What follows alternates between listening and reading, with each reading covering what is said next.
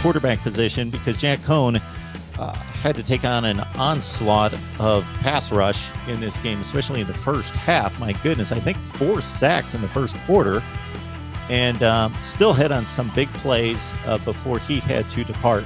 So when you look at the quarterback situation, I got to think that you're a little bit more comfortable if you have to go away from Cohn than you were last week. How is that going to play out, and what are you anticipating there? You know, Mark, this summer when it was still sort of a quarterback battle, I say that with air quotes because we always knew Jack Cohn was going to be the guy. He was the best quarterback for the job when you combine experience and all those type of things. You know, we said in several shows this summer, like, look, we think Jack Cohn's going to be the guy. I think Jack Cohn needs to be the guy. I still believe he needs to be the guy, although he has to play better than he has the last 2 weeks. But I said in 2 shows this summer on our channel, Irish Breakdown, I don't really care who starts. Notre Dame can win with all 3 of these kids based on different things. And, you know, we talked about, look, if Jack Cohn goes down, again, he's coming off of a foot injury. So we had to talk about the possibility that he can't make it through a year because he, you know, injured his foot and missed last season because of it.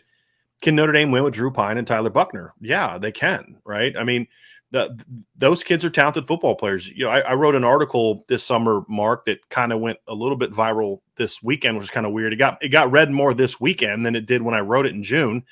And the title was "Overlook Drew Pine at Your Own Peril." You know, and I've called him a point guard quarterback. He's not the biggest kid. He's a okay athlete. He doesn't have a bazooka for an arm, but the kid just knows how to play. And you saw the poise that he showed on Saturday. I mean, for a redshirt freshman who's never taken a real meaningful snap in his career, right? He handed the ball off twice against Alabama. He came in last year through like 1 pass against South Florida. To come into that moment against a top team, one of the best defenses in the North, I'd say one of the best defenses in the country, certainly one of the 20 best defenses in the country, and show the poise he did and make the plays he did, just says, hey, look, this kid can play. So honestly, I'm okay whoever's a quarterback for Notre Dame, as long as it's not because you've got a bunch of injured guys. And I think that's really where my concern level is. Jack Cohn's hurt. Tyler Buckner's dealing with a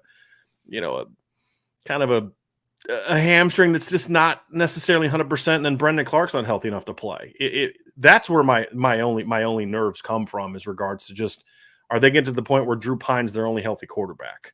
And when you look at Drew Pine, do you really want a 190-pound kid that's 5'11" to be your only healthy quarterback with that offensive line in front of him?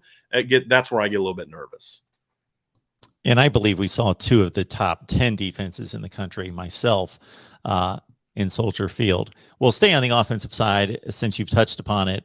Offensive line has been the stalwart of this program for the past 5 or 6 years. Not so much this year, just bulldozed by Wisconsin, protecting the quarterback and not getting a push in the running game. It's just a credit to every other facet of this team that they were able to overcome that for a victory.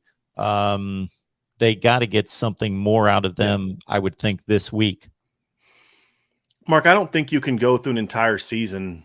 And look, none of the teams Notre Dame plays between now and the end of the season are great teams. There's no Georgia, there's no Alabama, there's no Ohio State, there's no Oregon. But they're all good. There's a lot of teams good enough to beat you if you continue to play the way that they've played. You know, what happens if the defense has an off week? Well, we've seen what happens if the defense has an off week. They almost lose to Toledo and Florida State, right? That's a lot of pressure that you're putting on your offense or on your defense. And so, yes, they're going to have to get better. Look, I've made the case, and I'll make it here, Mark, that if Notre Dame's offensive line just plays average, I think this team can play with just about anybody. And I'll make my point here. I've read a couple articles this week, and it kind of chuckled. I know you and I have kind of off air shared some thoughts about the national coverage of college football. And I read an article from SI, and then I read one on ESPN. So, this isn't Brian Kelly's most talented Notre Dame team. I'm like, hold the phone, time out. Maybe the O-line's not, but have you watched the rest of this Notre Dame football team? Have you seen how many high draft picks are playing at safety and defensive end and defensive tackle? And I'll say, look at Clemson. Clemson's offensive line has been every bit as bad as Notre Dame's, and they're 2-2 and almost lost to Georgia Tech. They just lost to NC State. Notre Dame's offensive line is that bad. And has anyone want to tell me Clemson doesn't have a phenomenal defense? Right? But Notre Dame's still able to go out there and win games because they have a great backfield. They have very talented and fast athletic receivers. They have the best tight end in the country. They have a great defense. And they've got this, their number 2 running back. They're just trying to find ways to give him the ball so let him return kicks. And you see what he did against Wisconsin. So there aren't many teams in the country that could have an offensive line playing as bad as Notre Dame's, play back-to-back Big Ten. I mean, Notre Dame's played 3 Power 5 opponents so far. How many teams in the country can say they've played 3 Power 5 opponents so far this season? And they're 4-0. Is it pretty? No, it hasn't been. But I think it's a testament to how good this team is that they're still 4-0. And that leads you to, if they can just get competent offensive line play, how good could this team really be?